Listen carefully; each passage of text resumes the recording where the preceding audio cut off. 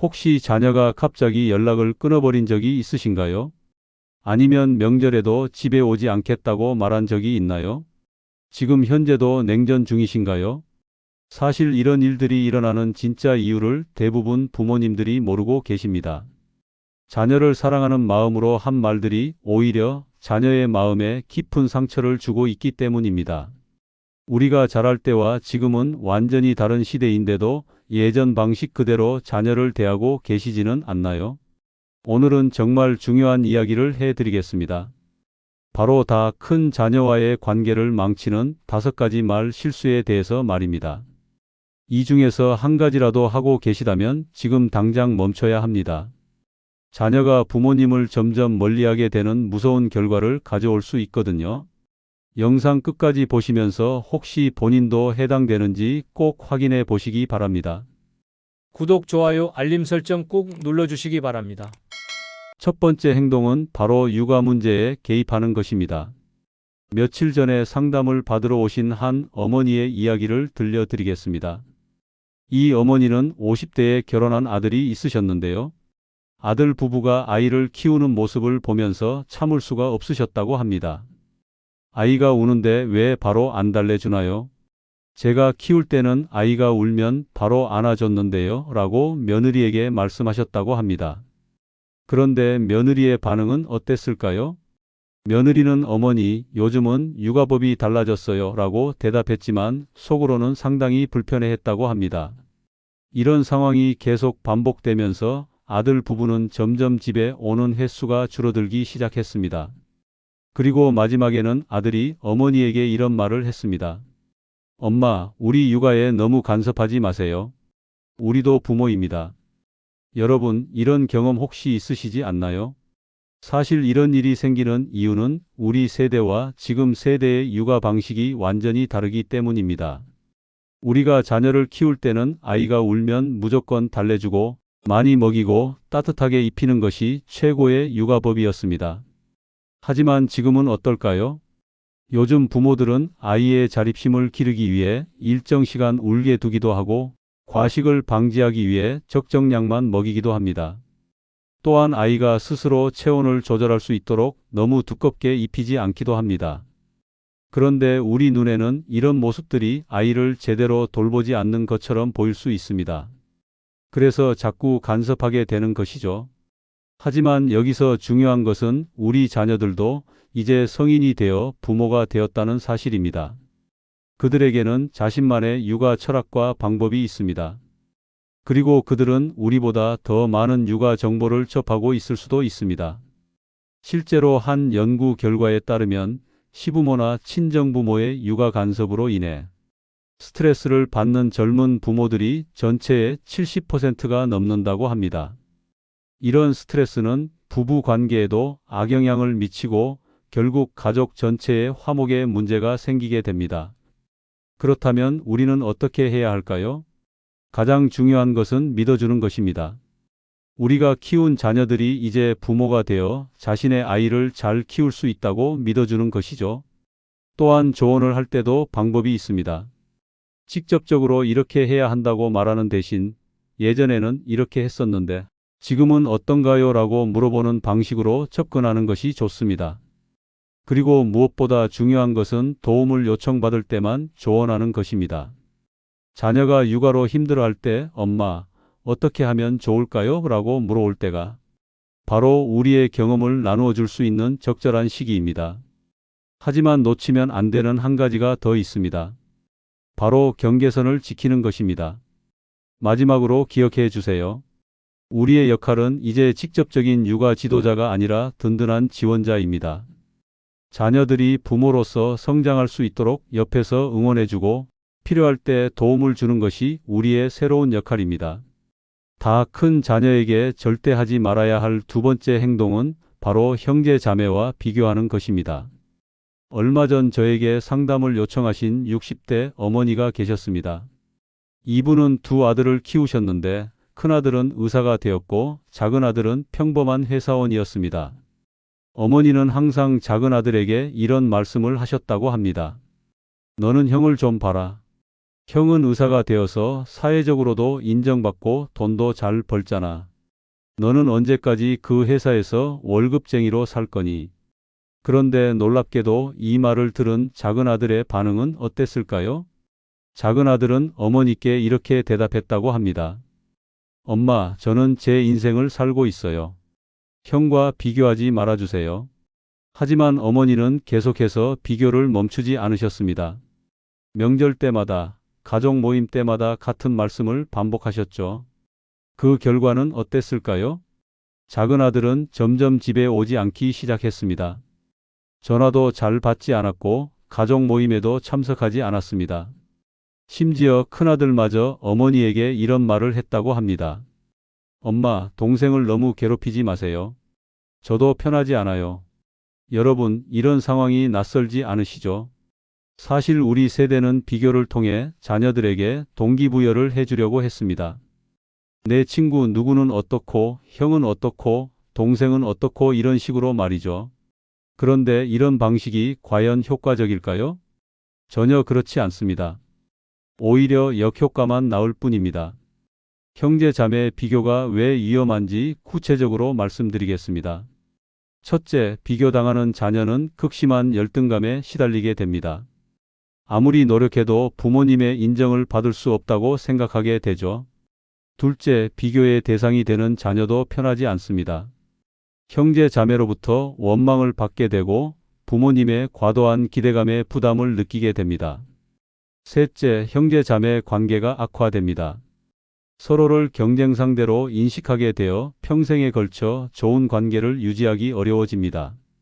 실제로 심리학 연구에 따르면 어린 시절부터 부모에게 형제 자매와 비교당한 아이들은 성인이 되어서도 자존감이 낮고 형제 자매와의 관계도 좋지 않다고 합니다. 그렇다면 왜 우리는 자꾸 비교하게 될까요? 첫 번째 이유는 걱정 때문입니다. 한 자녀가 다른 자녀보다 뒤처져 보이면 걱정이 되어서 비교를 통해 자극하려고 하는 것이죠. 두 번째 이유는 습관입니다. 우리가 어릴 때부터 비교당하며 자라왔기 때문에 자연스럽게 자녀들에게도 같은 방식을 사용하게 되는 것입니다. 하지만 이제는 달라져야 합니다. 각자의 개성과 장점을 인정해 주어야 합니다. 한 가지 충격적인 사례를 더 들려드리겠습니다. 제가 알고 있는 한 가정에서는 형제 중 한 명이 공무원이 되고 다른 한 명은 자영업을 시작했습니다.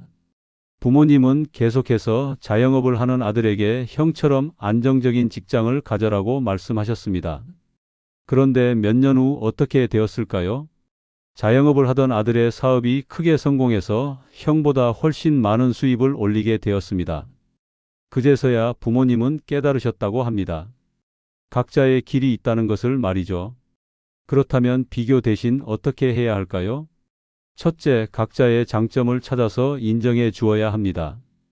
너는 착하구나, 너는 성실하구나, 너는 창의적이구나 이런 식으로 각자만의 특별함을 인정해 주는 것입니다. 둘째, 과거의 그 자녀와 비교해 주세요. 작년보다 많이 발전했네, 예전보다 훨씬 성숙해졌구나 이런 식으로 성장을 인정해 주는 것입니다. 셋째, 절대적 기준으로 평가해 주세요. 열심히 노력하는 모습이 보기 좋다. 최선을 다하는 모습이 자랑스럽다. 이런 식으로 노력 자체를 인정해 주는 것입니다. 또한 이미 비교하는 말을 해버렸다면 어떻게 해야 할까요? 솔직하게 사과하는 것이 좋습니다. 엄마가 잘못 생각했다. 너는 너대로 충분히 훌륭하다고 말씀해 주세요. 비교는 사랑이 아닙니다. 진정한 사랑은 있는 그대로의 모습을 인정하고 응원해 주는 것입니다. 다 큰 자녀에게 절대 하지 말아야 할 세 번째 행동은 바로 배우자를 비난하는 말을 하는 것입니다.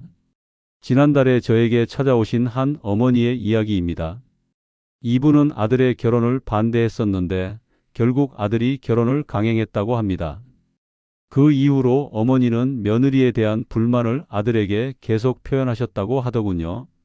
내 아내는 요리도 못하고 집안일도 제대로 안 하잖아. 우리 집 며느리 치고는 너무 게으른 것 같아. 내가 볼 때는 내가 너무 고생하고 있어. 어머니는 아들을 걱정하는 마음에서 이런 말씀을 하셨다고 합니다. 그런데 아들의 반응은 어땠을까요?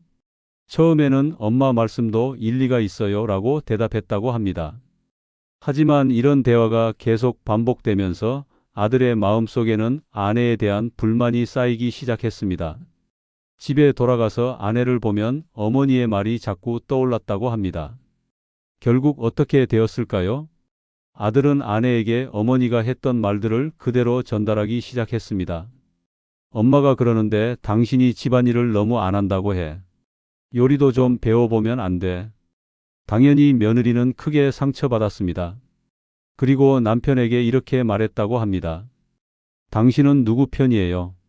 시어머니 편이에요? 아내 편이에요? 여러분, 이런 상황이 익숙하지 않으신가요? 사실 우리는 자녀가 힘들어 보이면 그 원인을 배우자에게서 찾으려고 합니다. 우리 아들이 저렇게 피곤해 보이는 건 며느리가 집안일을 안 해서야. 우리 딸이 살이 빠진 것 같은데. 사위가 스트레스를 주나 봐, 이런 식으로 말이죠. 하지만 이런 생각이 얼마나 위험한지 아시나요? 배우자 비난이 왜 문제인지 자세히 설명드리겠습니다. 첫째, 부부 사이의 갈등을 만들어냅니다. 원래 없던 문제도 생기게 하고 작은 문제도 크게 키워버립니다. 둘째, 자녀를 곤란한 상황에 빠뜨립니다. 부모와 배우자 사이에서 어떤 선택을 해야 할지 몰라서 괴로워하게 됩니다. 셋째, 가족관계 전체가 틀어집니다. 며느리나 사위는 시부모나 장인장모를 원망하게 되고 자녀는 그 사이에서 스트레스를 받게 됩니다. 실제로 한 조사에 따르면 시부모나 장인장모의 배우자 비난으로 인해 이혼까지 고려한 부부가 전체의 40%가 넘는다고 합니다. 정말 충격적인 수치입니다. 더 심각한 문제는 우리가 보는 것이 전부가 아니라는 점입니다. 며느리가 집에서 요리를 안 하는 것처럼 보여도 사실은 직장에서 야근을 하고 와서 너무 피곤한 것일 수도 있습니다. 사위가 딸에게 관심이 없어 보여도 사실은 자신만의 방식으로 사랑을 표현하는 것일 수도 있습니다. 한 가지 더 들려드릴 사례가 있습니다. 제가 아는 한 어머니는 며느리가 아이를 어린이집에 맡기고 직장을 다니는 것을 못마땅하게 여기셨습니다. 그래서 아들에게 계속 이런 말씀을 하셨죠. 요즘 엄마들은 다 아이를 키우면서도 일을 하는데 내 아내만 직장을 고집하네. 아이가 불쌍하지 않니? 하지만 며느리에게는 사정이 있었습니다. 아들이 사업 초기라 수입이 불안정했고 며느리의 월급이 가게에 꼭 필요한 상황이었던 것입니다. 어머니는 이런 사정을 전혀 모르고 계셨던 거죠. 그렇다면 우리는 어떻게 해야 할까요? 가장 중요한 것은 참견하지 않는 것입니다. 부부의 문제는 부부가 해결하도록 놔두어야 합니다. 우리가 개입할수록 문제는 더 복잡해집니다. 만약 정말 걱정되는 일이 있다면 직접 배우자를 비난하지 말고 자녀에게 혹시 무슨 어려운 일이 있니라고 물어보는 것이 좋습니다. 또한 배우자의 장점을 찾아서 인정해 주려고 노력해야 합니다. 며느리가 성실하게 직장을 다니는 모습이 보기 좋다. 사위가 우리 딸을 많이 아끼는 것 같다. 이런 식으로 긍정적인 면을 찾아서 표현해 주세요. 그리고 이미 배우자를 비난하는 말을 해버렸다면 어떻게 해야 할까요? 빨리 사과하는 것이 좋습니다. 자녀에게 내가 잘못 생각했다. 너희 부부 일에 간섭하지 않겠다고 말씀해 주세요.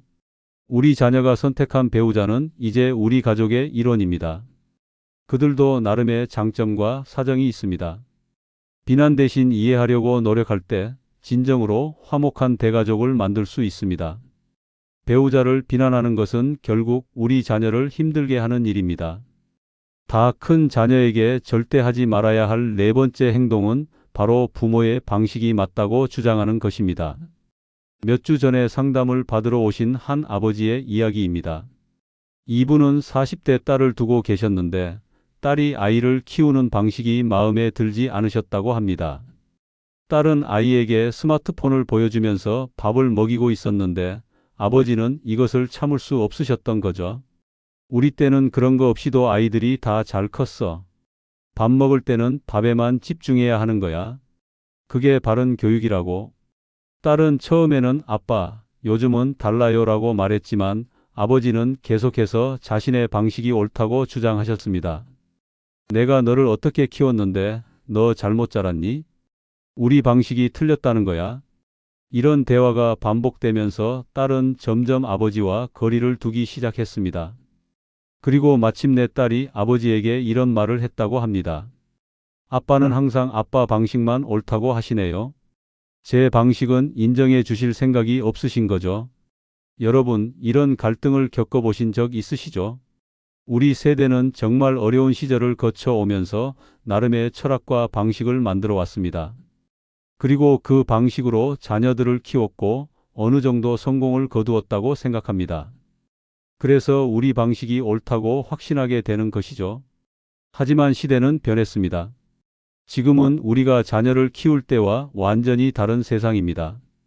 예를 들어 우리 시대에는 아이는 어른 말을 무조건 들어야 한다는 것이 상식이었습니다.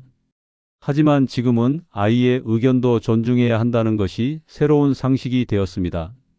이런 변화를 받아들이지 못하고 계속 우리 방식이 맞다고 주장하면 어떻게 될까요? 첫째, 자녀들은 우리를 꼰대라고 생각하게 됩니다. 아빠, 엄마는 시대에 뒤떨어진 사람들이야 라고 여기게 되죠. 둘째, 소통이 단절됩니다. 자녀들은 더 이상 우리와 진솔한 대화를 나누려고 하지 않습니다.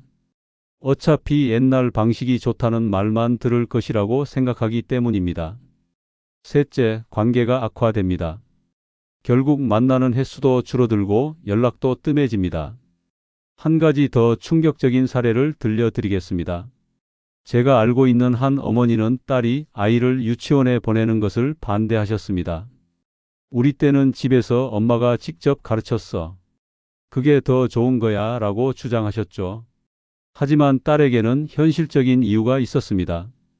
맞벌이를 해야 하는 상황이었고 아이의 사회성 발달을 위해서도 유치원이 필요했던 것입니다. 그런데 어머니는 계속해서 내 방식이 맞다고 고집하셨습니다. 결국 딸은 어머니와의 연락을 끊어버렸다고 합니다. 그렇다면 왜 우리는 자꾸 우리 방식이 맞다고 주장하게 될까요? 첫 번째 이유는 자존심 때문입니다.